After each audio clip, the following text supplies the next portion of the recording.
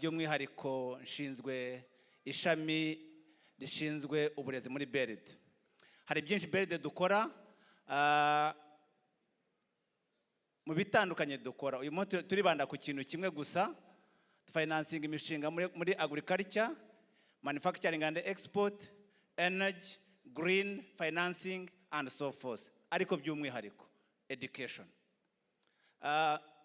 Mfite amahirwe yuko ndi hamwe na minisitiri wanjye, minisitiri w'uburezi. Ibi byo mvuga ntago ari ibya BERD. Hari benshi babyitiranya, iyi ni gahunda ya leta.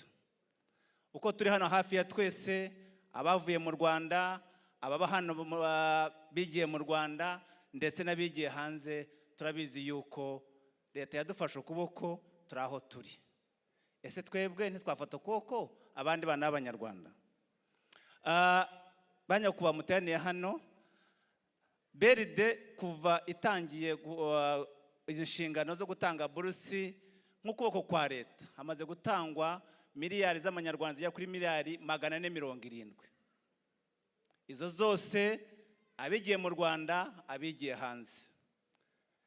Icya kabiri, by'umwihariko muri izo 470 harimo miliyari 49 zishyura abanyeshuri baje kwiga muri Amerika, mu Bwongereza, mu Bufaransa, kugira ngo duhahe ubumenyi tujye kubaka igihugu cyacu. Ese ko twahawe aya mahirwe, twe ntitwafasha abandi bana b'Abanyarwanda?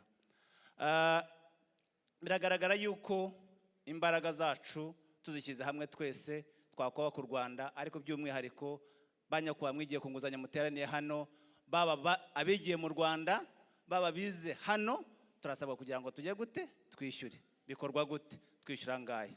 Ndagira ngo ntango by'umwihariko ku bantu bigiye hanze, abo twita abroad students, 80% y'amafaranga wishyuriwe ni government subsidy, ni grant leta yaguhaye. Urasabwa kwishyura 20% gusa.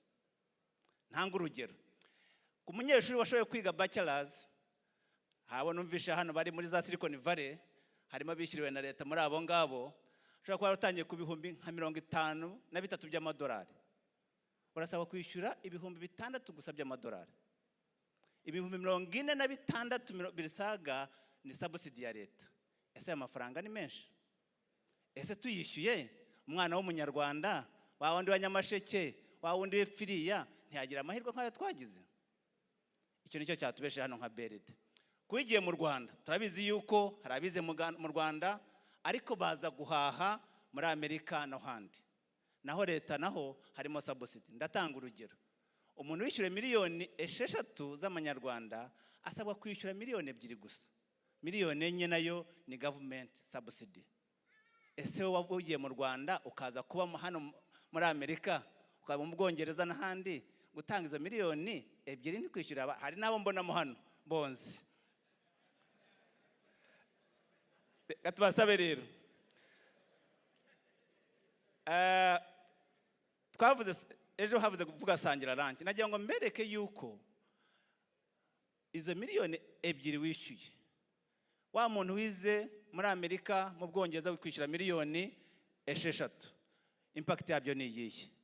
Amafaranga yawe yishyuye ashobora kwishyura minervare z'abana 4 ku mwaka.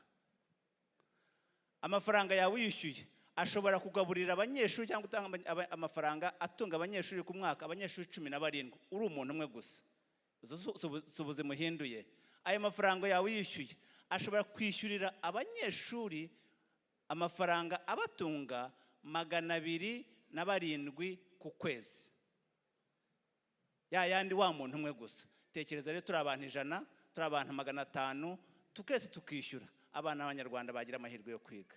Kambasabe rero mugane minuza, kambasabe rero muze kumanuka hariya hasi murebe bosi yacu, kugira ngo twese dufatanye twishyure amafaranga abandi bana b'Abanyarwanda nabo bashobore kwiga batabona amahirwe. Waragijwe neza agira ate aragize undi. Murakoze cyane.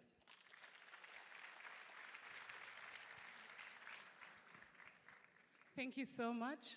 It looks like all it needed was Ele to fill up the room.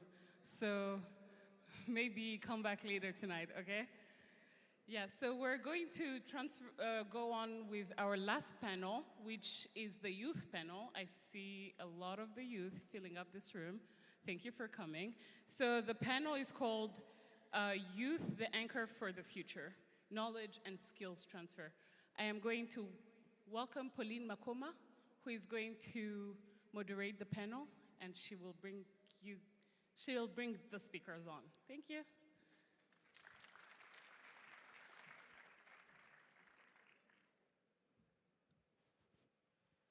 Wow, good afternoon.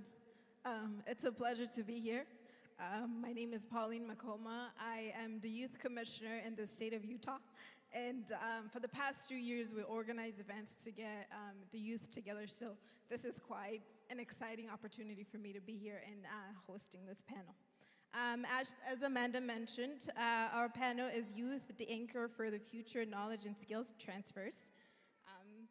It aims to mobilize Rwandan youth in the US, many who have built successful careers in top institutions, to reconnect with Rwanda and explore how their skills and experiences can support national development. All right, allow me to introduce our panelists. Please help me in welcoming them to the stage. First, we have Honorable Joseph Sengimana. He serves as the Minister of Education, where he leads national efforts to strengthen the country's education system and equip young people with skills needed for a competitive global economy. Welcome. Next up, it is an honor to introduce Dr. Margia Enzain, who serves as the president of the American University in Bulgaria. She previously led the American University in Nigeria for 8 years, where she was recognized for her leadership in education and development. Welcome. Dr. Enzain is also a longtime friend of Rwanda, and she has extensively written about the country's remarkable progress and continues to advocate for education and a catalyst for positive change. Welcome, thank you for being with us. Next up, we have Captain Eliad Mwiza. She's a distinguished helicopter pilot in the Rwandan Air Force. She's recognized for graduating among the top of her class from Akagera Aviation Training School, where she earned Best Czech Ride Performer. She has served on multiple deployments within the United Nations mission in South Sudan, contributing to peacekeeping operations as a co-pilot. Currently serving as captain, she is committed to mentoring the next generation of Rwandan youth, exemplifying discipline, innovation, and dedication to our country. Please help me welcome Captain Eliad.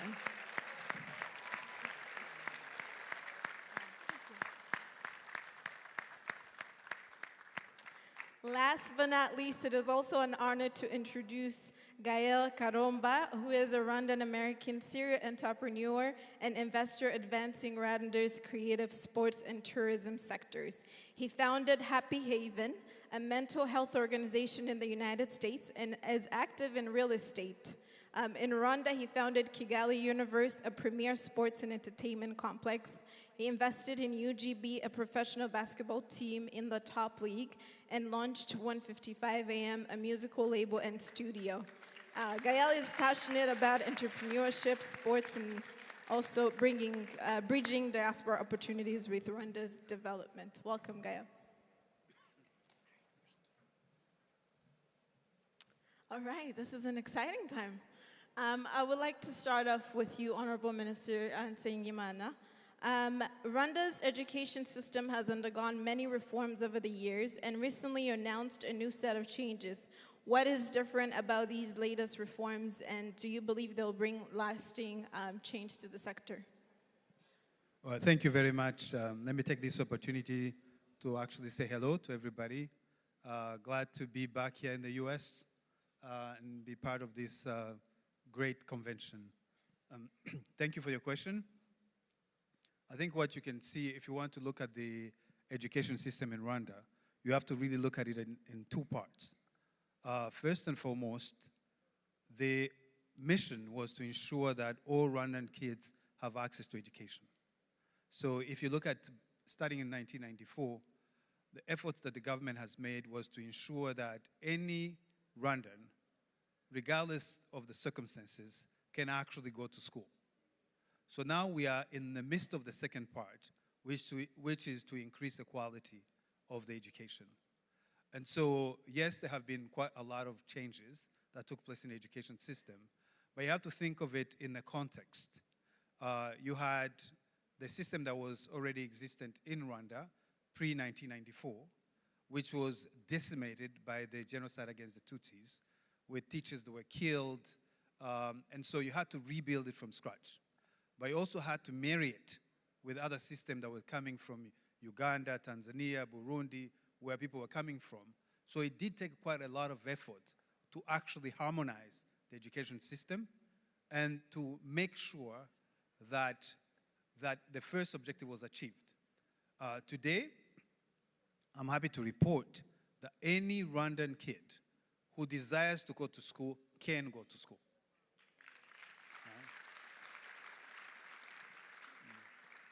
And that is a big achievement if you compare to the pre-1994. The second part is that there was elimination of the tuition. So you go to school right now for primary and secondary, you actually don't pay tuition. There are some contributions that the parents make, but the actual tuition that goes to paying teachers and building schools, that comes from the government. And so that was to really facilitate that effort to make sure that there is complete access. And the second part is we now have the school feeding program. This was also another effort by the government to increase access to education and to encourage all kids to come to school. And I'm actually very glad that this community has contributed, have taken part to the Sangire Lunch, which is a great program. And so I encourage you all to remain committed to that program because it's actually making a big difference back home. Now, if I come back to the changes we recently announced, it's part of what I said to increase the quality of education. So if you look at the two major changes we've announced in the last three weeks or so, one was around the curriculum for the lower primary, that is primary 1, 2, and 3. And it was really designed to ensure that the curriculum that's in place fits the instructional time, the available instructional time, and then to focus the work so that the competencies that are desired at the end of the lower primary are actually achieved. So if you think about this, what do you want the kids to have when they finish lower primary? Reading and understanding, and arithmetic, and a bit of awareness of science and the new technologies around them. So we focus that and make sure that the kids have a curriculum that is streamlined and that fits the instructional time around that. So that was the first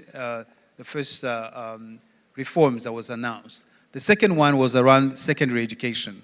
So we wanted to ensure that when students complete their secondary education, they actually have a well-rounded skills and knowledge so that they're able to broaden their choices at the university. What we had before, which was to serve its purpose, was over-specializing children before they finish secondary education. And so they had very little choice as what they can do in higher education. So we want to really ensure that we don't limit the choices, but we increase the choices for them. And so those were the second set of changes that were introduced. Now, can I guarantee there won't be any more changes? No, I can't, right? We live in a world that changes all the time.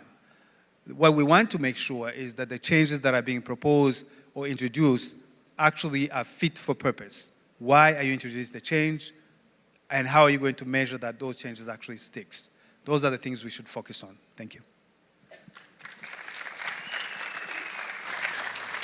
Thank you very much. I like that, and I like the fact that change. There might be more changes. Change is the only thing that's constant, but you guarantee that those changes are to better their education. I would also like to know, in the audience, we have quite a few Rwandan professionals, not a few, a lot more professional that have diverse academic backgrounds, and a number of them have benefited from the government education sector. For those wondering how they can support your vision for education. For their education, what practical advice would you offer them? Well, thank you very much. Actually, I think Wilson touched on it just earlier, right? He just told us about how we can pay, I was going to say pay forward, but it really is pay backwards, right? Because you've been supported, so support others. So for those who were, I think for those who were on the government-sponsored program, I think it's important that you participate in this effort that BRD is leading on so that we can get the resources to support the young students who are in the system right now. So we can start there. But to take advantage of the broad expertise that exists within the diaspora, we are actually working on a system, a platform, that is going to allow you to see the needs that are there in Rwanda, and then you'll be able to self-match, meaning that you will see what's needed, and if that fits within your interest and your skills, you can actually raise your hand and we'll connect you to that specific needs. And this is going to work also on the other side as well. So you don't have to actually wait for a need to be posted there. You can, yourself can say, I have this set of skills, I'm interested in doing X and Y, and this is what I would bring, this is the time frame that I'm looking at, this is how much time so we want to be able, the platform has to facilitate both sides, coming from the need, but also coming from the offer. So that's the system we're working on. And actually, if there are volunteers who would be interested in helping us build that system, please, let me know. I'm looking for those people.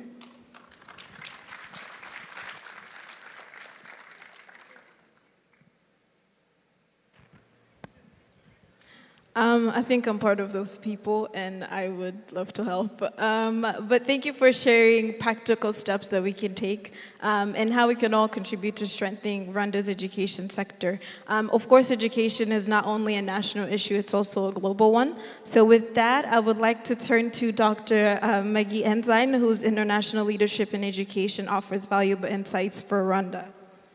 Dr. Ensign, given your long-lasting friendship with Rwanda and commitment to youth education and leadership development, what lessons can Rwanda draw from global education models to nurture future-ready leaders? And what resources, whether domestic or international, can be leveraged to achieve this? Thank you so much. It's an honor to be here with all of you.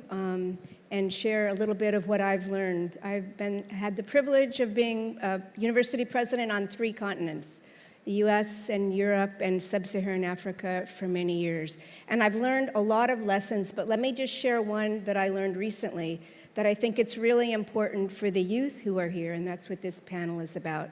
So when I became president at my current university, my first week, I decided to go for a run on a Saturday morning, very early in the morning. I thought everybody was asleep.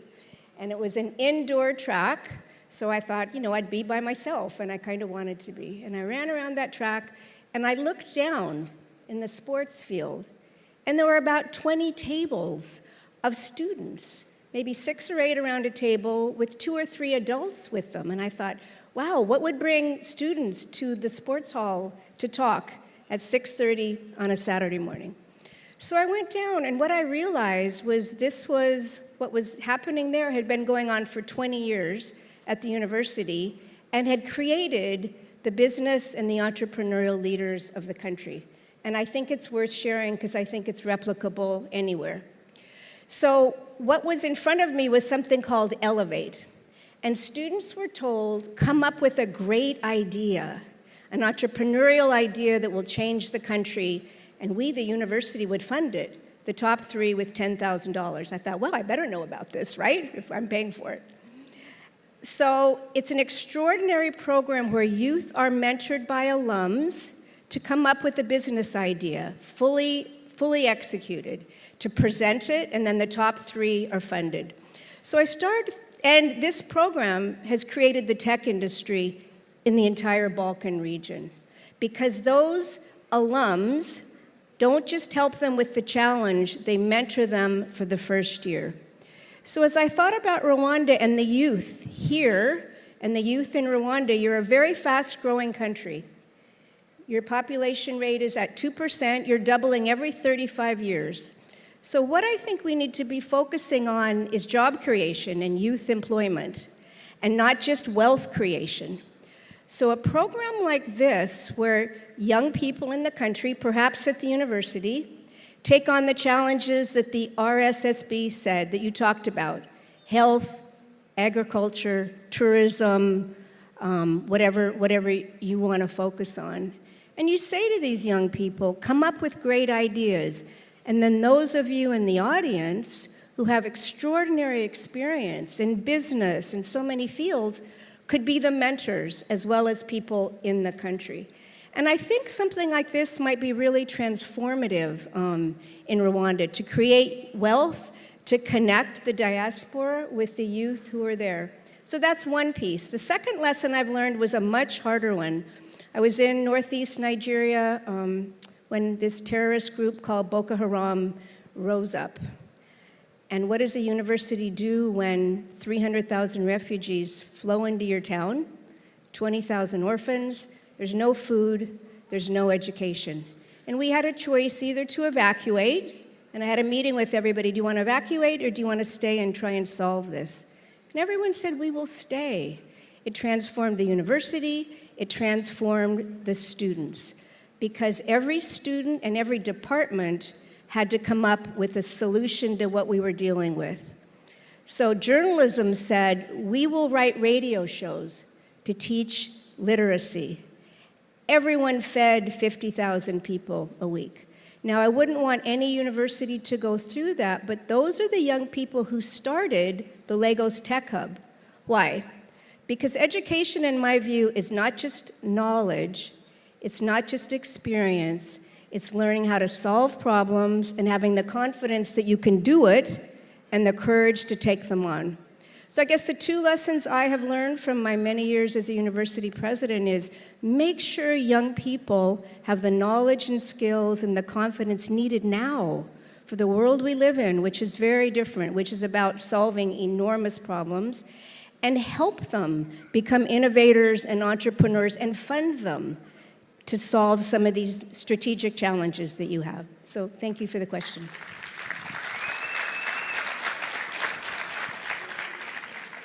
Thank you, Dr. Enzyme, for reminding us of global lessons we can apply to nurture leadership and innovation in Rwanda. Now let's hear from someone who embodies those values in action, Captain Yadmiza, whose journey as a captain in helicopters in Rwanda Air Force is an inspiration to so many of us, including myself. Captain Mwiza, can you share with us what inspired you to join the Rwanda Defense Force, and become a pilot, especially considering the challenges that you faced as a young girl with such an ambitious dream? Thank you for the question. First of all, let me say muraho. Muraho neza.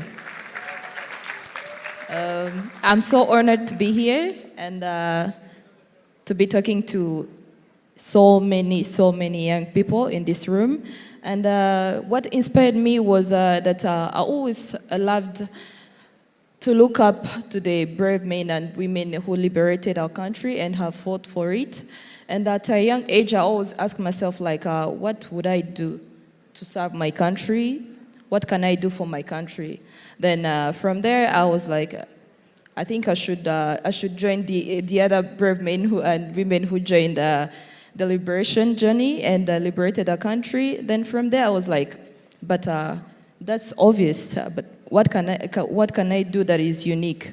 Then I said, why not be a pilot?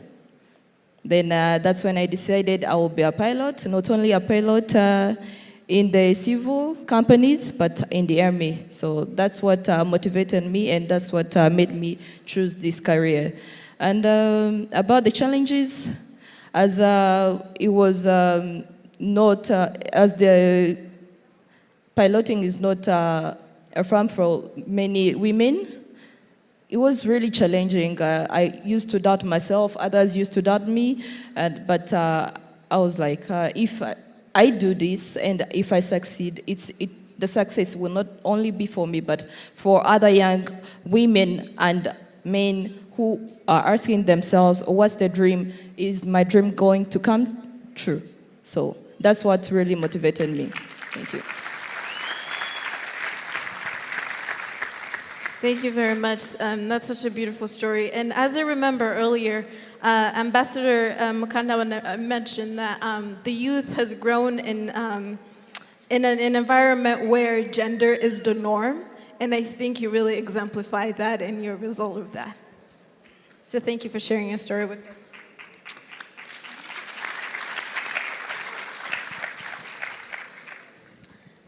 All right, and continuing the theme of turning ambitions into action, let's turn it up to Gael Karomba as a successful entrepreneur who's helping shape Rwanda's creative economy both at home and abroad.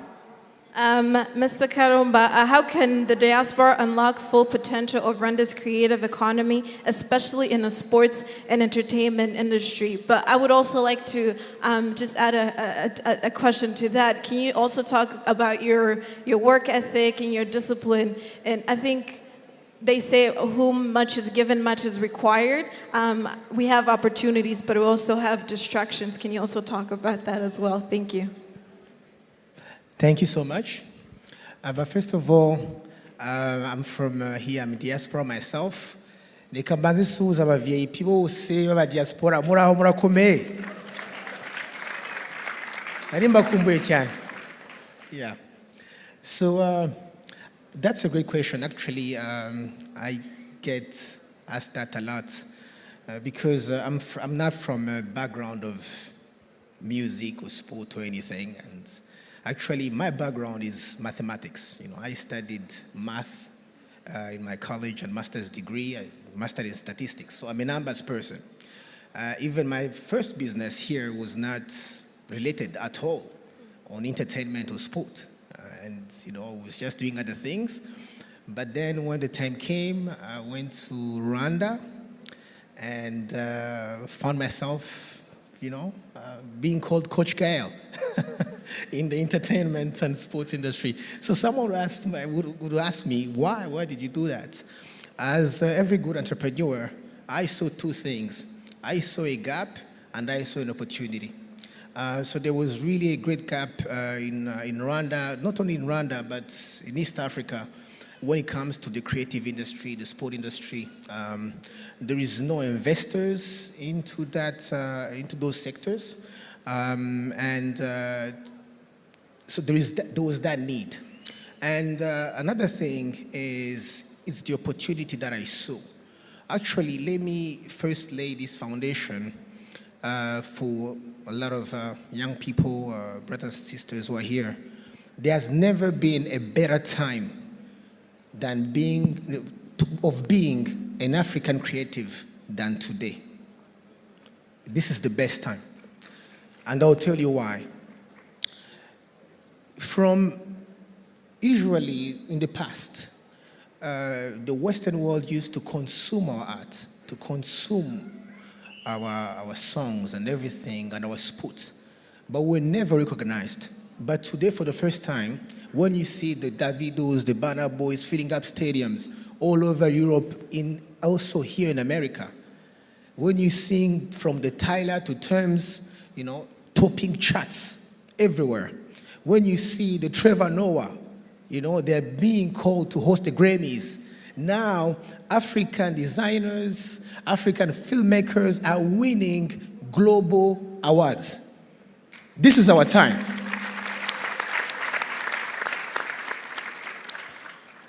This has never happened before. But right now, they are not only consuming our art, they are also recognizing it. And Rwanda, to me, is the best country right now that's positioned to really receive most of those benefits, and I will tell you why.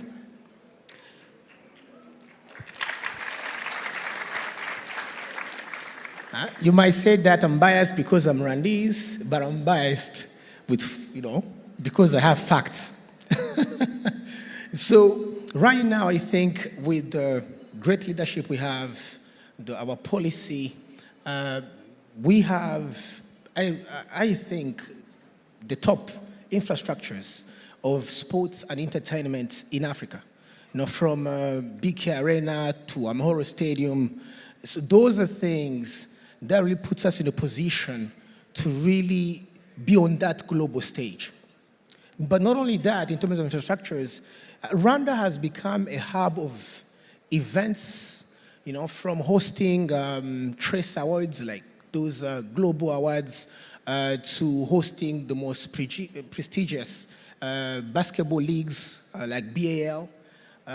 We were also in the discussion to host the Grammys. And I think also we are hosting very soon the Cycling World Cup this year. And we also had some in the conversation. Maybe I'm not informed of hosting Formula One.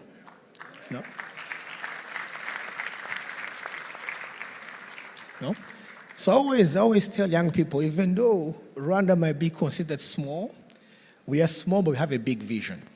So, and that really puts us and puts our local talents on this spotlight that can really put them on those global stages.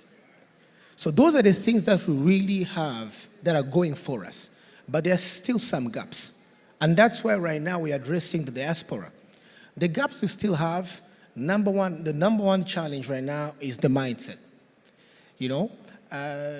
Investors, some of our elders here, parents, you still think that sports and music cannot be a career. Ibintu by'imiziki ni byo ku cyumweru sha. Uraririmba sha ariko ujye wiga. Because that's the mindset we have. And even for some, and it's sad, but even for some policymakers, they still think that entertainment cannot really be a driver for the economy. But that's not true.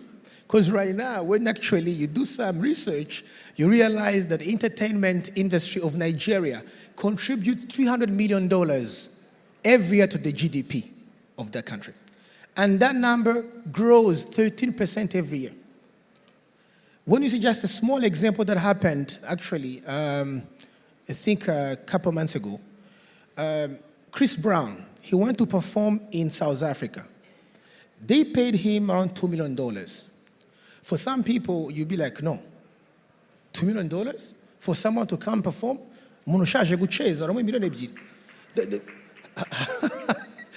So for some people, can't even understand. But right now, it's documented. While he was there, that week, the economy of Johannesburg, they did make more. Actually, they say some research they say was about 40 million, but just go on the lower side. They said between 20 to 30 million dollars. The economy, just one person being in one city for 1 week, thousands of jobs were created. More than 100,000 tourists came from all over the world just to come and see him perform. So can you imagine one day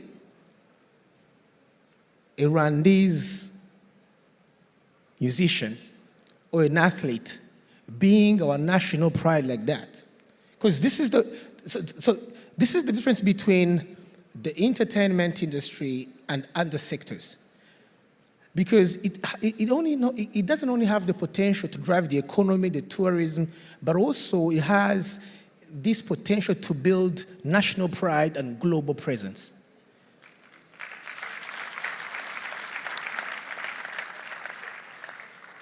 You might own a lot of real estates in Kigali, but you will never be invited on a global stage here in America and come up the stage with the flag of Rwanda.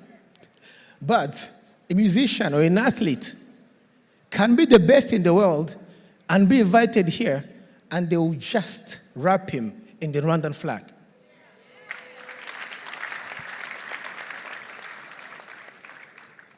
So I think the gaps we still have, the mindsets, the technology right now, we still have a problem with digital monetization.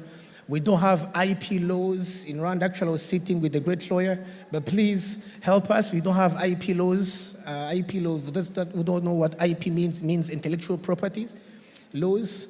We are still struggling. In Rwanda, we don't have CMOs, those collection agencies, and it's a big problem because we invest a lot in doing one song. So sometimes you just see a video of 3 minutes and you think that's it. There is a lot that goes behind that 3-minute video. Sometimes, it's thousands of dollars.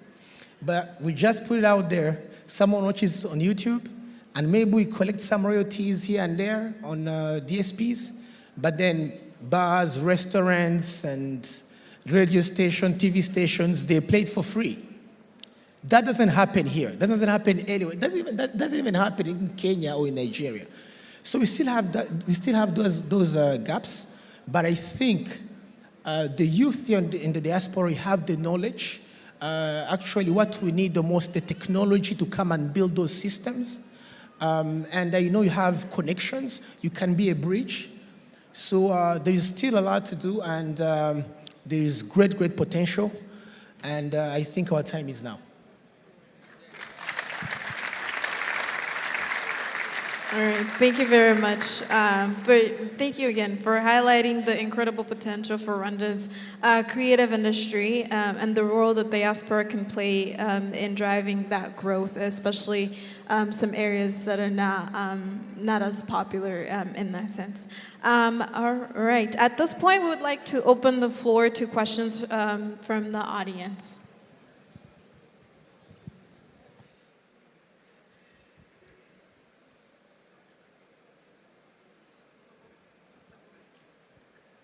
I've also, it just reminded me earlier today, as I was just exploring different banks that are downstairs, I got the opportunity to talk to different banks and different programs that they have and different resources, and I encourage you to do the same, but I think we have a comment from one of the banks, BRD, that has that same program. They have a program specifically, Kataza, that it sponsors youth and women in cases where collateral might be a problem, and from what I've heard, that happens sometimes, and that might hinder them. So they have a program. They have different programs catered to that. So I will let them come forward. Mr. Rangwa Wilson, I'm sorry.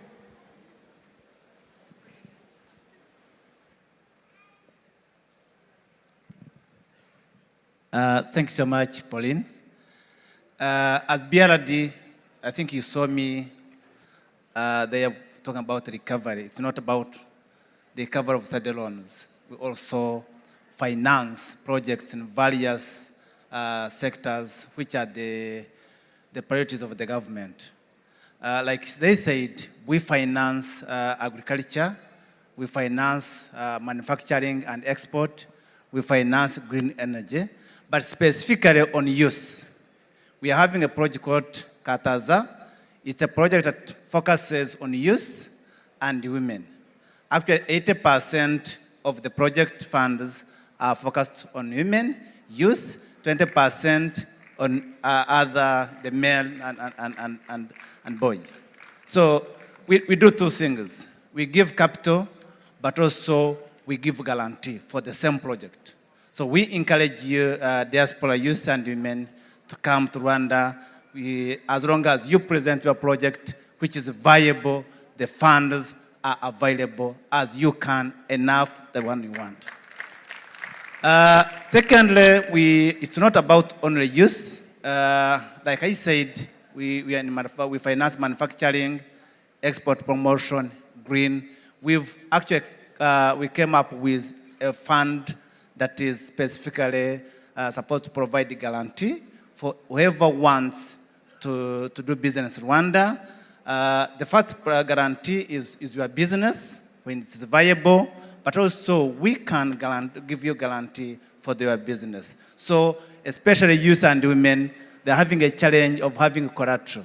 So I can promise diaspora community, forget about the challenge of having no collateral. You are covered 100%. You are just required to come to Rwanda. Thank you so much. Thank you very much, Mr. Orangwa. Yeah, continuing with one comment. We have a comment from Imable, if you're nearby.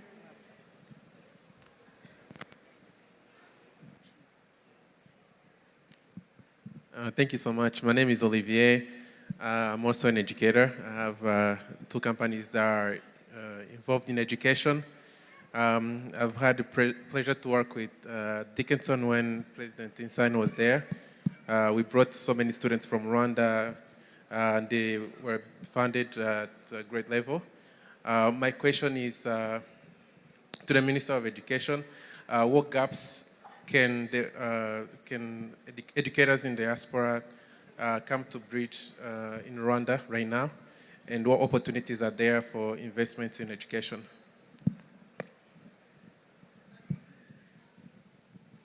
Well, thank you very much. I think there is quite a lot of opportunity when it comes to investing in education in Rwanda. We have a number of private schools that are in primary sector, like at the primary schools, but we don't have enough low-cost private schools. Let me explain. We have public schools and government-aided schools. Then we have high-end private schools, that 10,000, 20,000 USD per quarter. But there is a huge opportunity in between the two, where you can have schools that are affordable and still make a profit. So I think we're looking to really attract investors who are in education, who would want to establish schools in that space.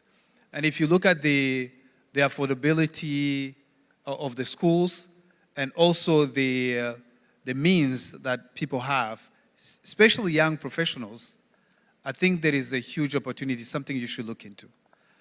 We will be working with RDB to put together a paper on this opportunity. And we are open to actually have conversation and create a package that will be suitable for those kind of investors. So if you yourself are interested, or if you know people who are interested, please tell them about this opportunity. Thank you. I believe you have time for one more question and we'll end the session. Muraho. All right, so my name is Linda Caneza. I am currently the Chief Talent Officer for a sports marketing firm in Florida. I am also an entrepreneur in Rwanda in agriculture, to be exact. My question is for Coach Gael. So Coach, first of all, thank you for being such a good mentor and motivating the youth on all of your platforms. I'm one of your watchers. Thank you. So mu by'ukuri ni by'agaciro nka diaspora mugenzi wawe mwigiraho byinshi. I learned so much from you. So my question, as you mentioned, Rwanda is currently in a great position to benefit from what's currently going on in a world where all eyes are on Africa, Sibyo. But my question would be, or what advice would you give a diaspora like me who, last year I started a call center in Rwanda with the sports marketing firm that I'm currently working with in Florida. Nagize amahirwe yo gutanga akazi ntago ari abantu benshi ariko mu Rwanda muri call center ariko ngera ahantu where I got basically stuck due to lack of connections. Or I've been gone for 20 years, so I'm not too familiar with Rwanda, but I'm learning. I'm learning as as the days go on. So my question really, or advice, where can a diaspora like me start? Especially, I want to expand the call center that we have in Rwanda. We currently have under 10 employees, but with the expansion, there's a lot of paperwork that is needed that we need from Rwanda to connect with, with the company here in the US. It's just a lot of things that I could go into, but of course I know we don't have enough time. Where can we start, basically? That's my question. Please, just hold on to your microphone. I didn't get you. So you were saying that you're in sports marketing? Yes, I'm a chief talent officer for a sports marketing firm in Florida. Okay, and then you have a call center, you mean in Kigali? Yes, natangije call center mu Rwanda kuri iyo company dukorera hano muri Florida. Okay. So babashe kumpa amahirwe yo kuko twari dufite guhitamo igihugu cyo hanze. As we know in America right now, a lot of corporate companies are looking for cheap labor, right? So we had an option to go to Mexico. Of course, me being Rwandese, nashize u Rwanda narabasakurije ati we have to go to Rwanda. Ngira nagize amahirwe company irabyemera. Twatangiye muri December.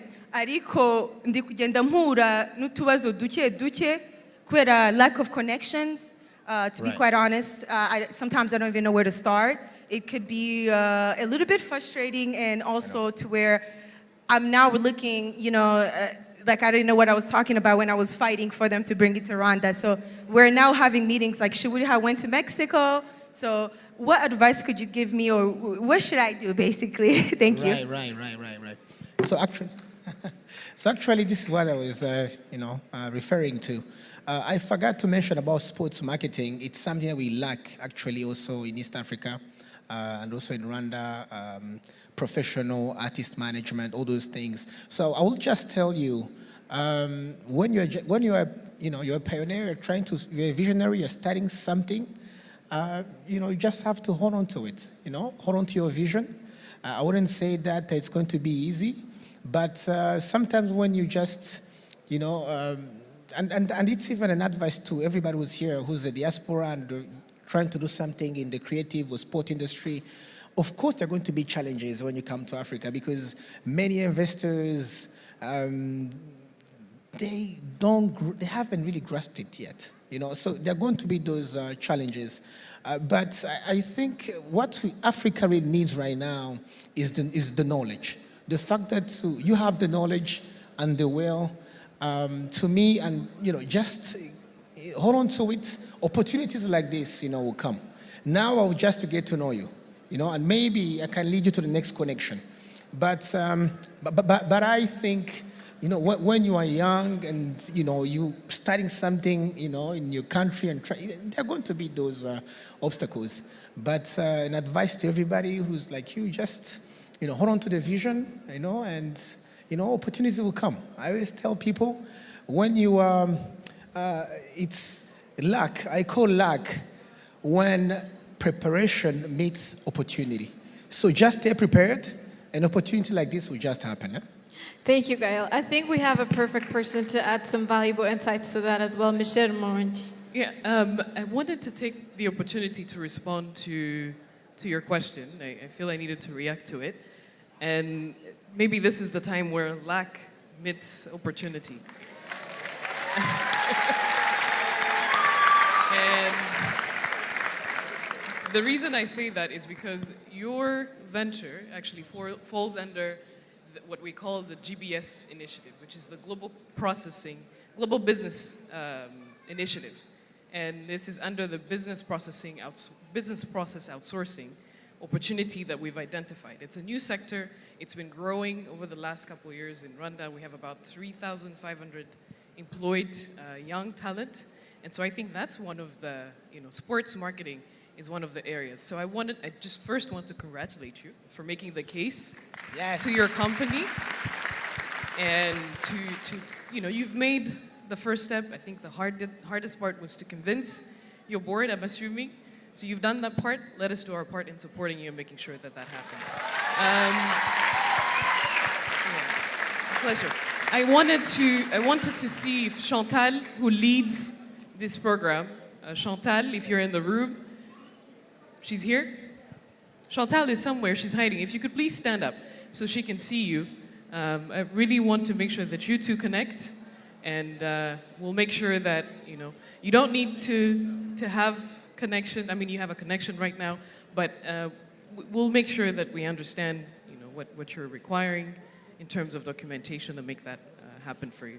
And thank you again. I really, really want to commend your efforts in doing that. Yes. Maybe one. I think we get to experience firsthand the connection part of, this is part of why we come here to connect and give back. Thank you very much. I would like to give a quick comment to Dr. Ensign real quick, and we will wrap the session. Unfortunately, we're out of time. Maybe just one last point. I wanted to, again, respond to something that Gael mentioned about the IP law. This is a law that actually resides within RDB. And maybe I wanted to rectify that. It does exist. Perhaps the work we need to do, right? And we also need to do the work to create more awareness around it, make sure that artists or young talent within the creative economy knows that we care about their IP, and there's a law that protects them. And so we'll make sure that that's also out there and that people know that. Yes. Thank you for clarifying that. So just one last brief comment to Rwandans in the diaspora. You should be extraordinarily proud of what your country has accomplished in 31 years. I first visited your country in 1998, and it was unimaginable then to think that in a few short decades, the great leaders of your country, the one I met then and the ones who are here now, would have led to the following information that the Minister of Foreign Affairs shared. Life expectancy has doubled. You lead in gender equity, more women in parliament than any country in the world. Health care for all, universal primary education, and more. These accomplishments are extraordinary. And most people don't know. I'm sorry, most Americans think Africa is a country, right? So I say to you, don't just counter the disinformation. There's lots of ways to do that. We're using AI out in Eastern Europe to counter the Russian disinformation. Tell the story. All of you, the creative people, the educators, the diaspora, 22 states, 31 communities, take on a topic. Take on a topic and tell the story there, because what's happened in Rwanda in 31 years is miraculous, and it's because of visionary leaders like those here and President Kagame. Celebrate your country.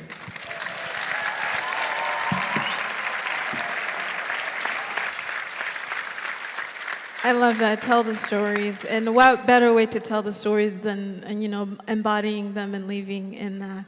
Thank you very much. Thank you all for being part of this important conversation. And let's keep the momentum going beyond this room. Thank you.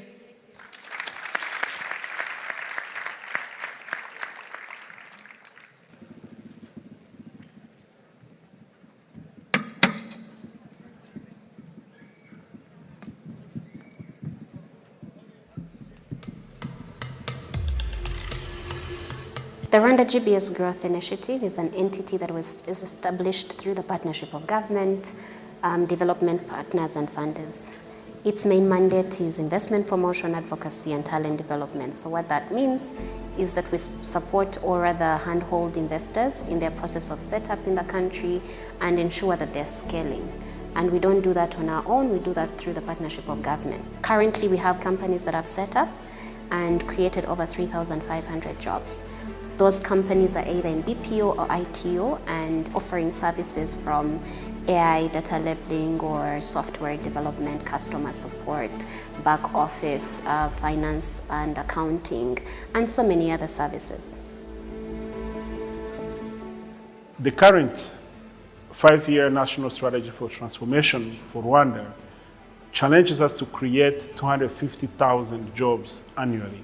Thankfully, our education system that has emphasized on STEM has created capable talent, particularly in technology, and the infrastructure, broadband connectivity, and other enabling infrastructure have been put in place by the government of Rwanda. We have been seeing a growth in the outsourcing, global business services, both BPO and ITO, because companies that are coming to set up in Rwanda find an enabling environment, but also talent that is ready to provide services. through collaboration with global companies, particularly in North America, we can create more job opportunities for young Rwandans. Just to give you an example, out of the 39 companies we have operating in the country today, 2 of them have been started and brought under by members of the Rwanda community abroad in North America. The first one is Mighty Engineering, and the second one is Current Renewables. Together, they're employing close to 150 young Rwandans. The talent is ready, the environment, infrastructure is ready, and the government, together with our partners, we will support creating these pathways for employment.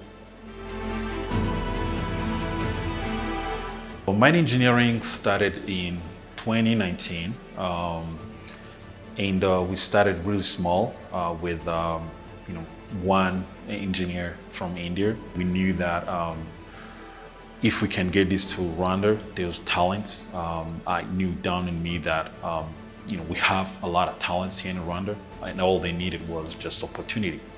We help companies with the engineering needs, mainly for solar systems, from residential customers to commercial customers, all the way to utility scale projects. So mine engineering is really a proof that this is possible. It is possible to outsource in Rwanda because we have talents, we have infrastructure, we have everything it takes for a company to be successful. Our summit is an IT firm that is specialized in providing technology department as a service. So we basically build and manage remote IT teams for organizations all over the world to support their digitalization needs. Our team can be comprised of an AI engineer, data engineer, DevOps engineer, or software engineer, depending on the client needs. As young people, we are supported by the government, where they provide a very good ecosystem for us to grow. Starting with this kind of a platform where we can be able to showcase and talk about our services to global audience. Stable infrastructure that is provided everywhere here in Rwanda, can basically work from anywhere, which is very crucial with the kind of services that we provide. At our summit, we already have different organizations that we are working with that are trusting Rwandan talents. So we would like to call upon the Rwandan diaspora to also be part of that movement. If you have a business idea, or if you're working in an organization that is already outsourcing in a different country, we want you also to be part of that change. We want them to bring those jobs here in Rwanda because we have people, talent that is capable of doing it as well. Rwanda welcomes GBS investors and talent, whether to invest, whether to relocate, or contribute to the sector in general.